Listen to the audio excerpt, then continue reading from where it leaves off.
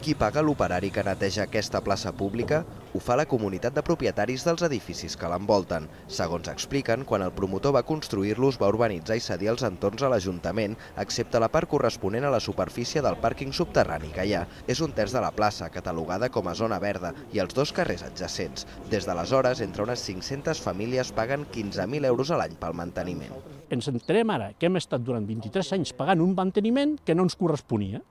Solució per regularitzar aquesta situació. A l'Ajuntament es diu que tenim de fer una sessió obligatòria i gratuïta.